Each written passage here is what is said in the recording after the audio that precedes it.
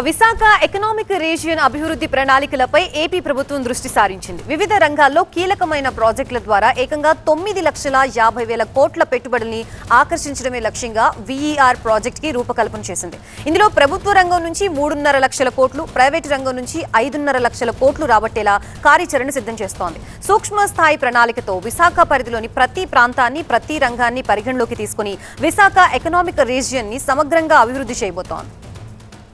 Visakha economic region అభివృద్ధిపై అధికారులతో CM Chandrababu అత్యున్నత స్థాయి సమీక్ష నిర్వహించారు. ఈ సందర్భంగా అధికారులకి సీఎం చంద్రబాబు కీలక ఆదేశాలు ఇచ్చారు. విశాఖ రీజియన్ మొత్తాన్ని అభివృద్ధి చేయడమే వీఈఆర్ ప్రాజెక్ట్ లక్ష్యమని అధికారులకి స్పష్టం చేశారు.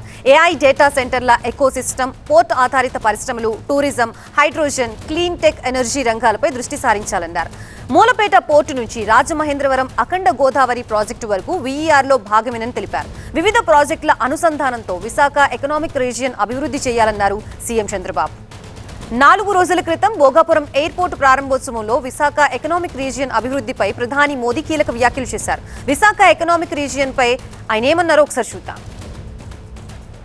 आज आंध्र प्रदेश में हम ग्रोथ का वही इकोसिस्टम तैयार कर रहे हैं. चंद्रबाबू नायडू जी व्यक्तिगत स्तर पर दिन रात मेहनत करते हैं. इसी का परिणाम है आज दुनिया की कई बड़ी बड़ी कंपनियां यहां निवेश करने के लिए आना चाहती हैं. मुझे खुशी है कि आंध्र की इस विकास यात्रा में उत्तर आंध्र भी सशक्त हो रहा है. हम विशाखापट्टनम इकोनॉमिक रीजन वीईआर को देश के बड़े औद्योगिक केंद्र के रूप में विकसित कर रहे हैं. हमारा लक्ष्य है वीईआर एशिया का प्रमुख इकोनॉमिक हब बने. ये एयरपोर्ट से लेकर सेमीकंडक्टर यूनिट तक इसी मिशन का हिस्सा है. విశాఖ ఎకనామిక్ రీజియన్ అభివృద్ధి కోసం ఎలాంటి ప్రణాళికలు రచిస్తున్నారు, సమీక్షలో ఏ అంశాలపై డిస్కస్ చేశారు, పూర్తి డీటెయిల్స్ తో మా ప్రతినిధి ఈశ్వర్ సిద్ధంగా ఉన్నారు. ఈశ్వర్, విశాఖ ఎకనామిక్ రీజియన్ పైన ఈరోజు ముఖ్యమంత్రి చాలా కీలకమైన సమావేశాన్ని నిర్వహించారు.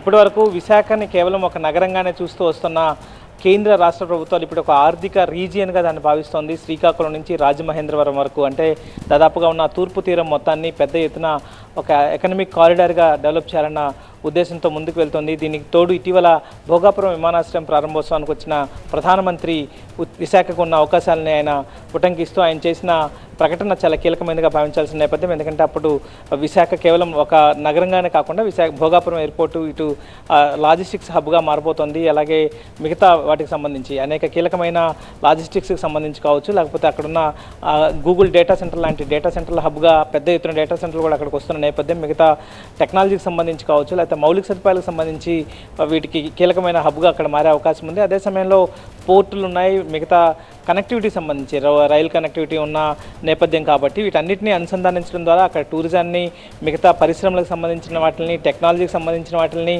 ఇట్లాంటి వాటన్నిటిని ఒక చోటకి ఒకే చట్టం కిందకి తీసుకురావడం ద్వారా భారీ ఎత్తున అభివృద్ధి చేయాలన్నది రాష్ట్ర ప్రభుత్వ లక్ష్యంగా కనిపిస్తుంది. సో కేంద్రం కూడా దానికి సహకరిస్తున్న నేపథ్యంలోనే ఈరోజు చాలా కీలకమైన సమీక్ష సమావేశంలో దాదాపుగా 9.3 లక్షల కోట్ల రూపాయల పెట్టుబడులను ఆకర్షించాలన్న లక్ష్యంగా పెట్టుకున్నారు. అందులో 3 నుంచి 3.5 లక్షల నుంచి 4 లక్షల కోట్ల వరకు ప్రభుత్వం పెట్టుబడిగా పెట్టాలి కేంద్ర రాష్ట్ర ప్రభుత్వాలు. మిగతా దాదాపుగా 5.3 లక్షల పెట్టుబడులని, ప్రైవేట్ పెట్టుబడులను ఆకర్షించాలి అన్నది లక్ష్యంగా ప్రభుత్వం పెట్టుకుంది. అందులోనే భాగంగానే గూగుల్ డేటా సెంటర్ ఇప్పటికే 1,00,000 కోట్ల పెట్టుబడులు పెట్టింది. మిగతా అక్కడ దగ్గరలో ఉన్న ఏఎంఎన్ఎస్కి సంబంధించి కావచ్చు, ఆర్సిలర్ మిట్టల్ దాదాపుగా 1,00,000 కోట్ల రూపాయలు పెట్టుబడి పోతుంది. మిగతా రిలయన్స్ సంస్థ కూడా దాదాపుగా 1,00,000 కోట్లతో మరొక డేటా సెంటర్ని ఏర్పాటుకి ముందుకు వస్తుంది. అనేక డేటా సెంటర్లు అక్కడికి వచ్చేందుకు ఆసక్తి చూపిస్తున్న నేపథ్యంలో సో ఇట్లాంటి ఈ ప్రాంతాన్ని కేవలం ఒక నగరంగా మాత్రమే కాకుండా మొత్తం ఆ రీజియన్ని ఈస్ట్ వెస్ట్ కనెక్టివిటీ ఇటీవల కాలంలో ఎక్కువగా వినిపిస్తోంది. ప్రధానమంత్రి మెన్షన్ చేసింది, అలాగే ముఖ్యమంత్రి కూడా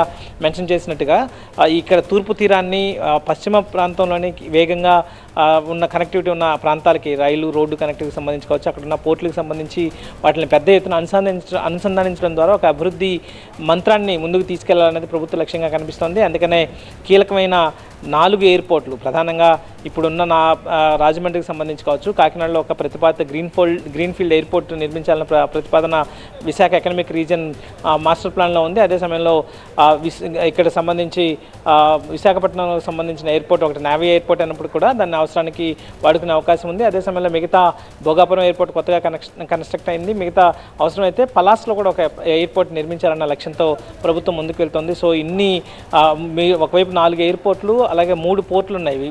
ప్రస్తుతం కాకినాడ ఎయిర్పోర్ట్ ఉంది, విశాఖ ఎయిర్పోర్ట్ ఉంది, మూలాపోటతో వస్తే మూలపేట పోర్టుతో మొత్తం 4 ఎయిర్పోర్ట్లు 3 పోర్టులతో పెద్ద ఎత్తున ఆర్థిక అభివృద్ధికి అవసరమైన ప్రణాళికలతో ముందుకు తీసుకెళ్లాలన్నది ప్రభుత్వ లక్ష్యంగా అనిపిస్తోంది. వాటన్నిటినీ ఈరోజు క్రోడీకరిస్తూ ముఖ్యమంత్రి చాలా కీలకమైన సమీక్ష చేశారు. ఎందుకంటే ఇంత పెద్ద ఎత్తున ఇన్ఫ్రాస్ట్రక్చర్ కానీ లేకపోతే అంత ఇంటిగ్రేషన్ ఉన్న నగరాల్లో విశాఖ చాలా కీలకమైన నగరంగా కనిపిస్తోంది. కేంద్రం కూడా దాన్ని ఇప్పటికే గ్రోత్ ఇంజిన్గా గుర్తించి ఆ మేరకు సపోర్ట్ చేస్తుంది. కాబట్టి దీన్ని ఆ విధంగా ముందుకు తీసుకెళ్తే కేవలం ఉత్తరాంధ్ర భవిష్యత్తు మాత్రమే కాకుండా ఆంధ్రప్రదేశ్ కూడా చాలా కీలకమైన నగరంగా అది మారబోతోంది. కాబట్టి ఆ దిశగా ముందుకెళ్లాలన్న లక్ష్యంతో ప్రభుత్వం ఈ నిర్ణయం తీసుకుంది. దాన్ని వేగంగా కేవలం దాని నిర్ణయాలు తీసుకోవడం కాదు, వేగంగా అట్లాంటి వాటిని ఇంప్లిమెంట్ చేస్తూనే ముందుకెళ్లే అవకాశం ఉందన్నట్టుగా ప్రభుత్వం భావిస్తున్న నేపథ్యం కనిపిస్తుంది. Right, thank you Eshwar.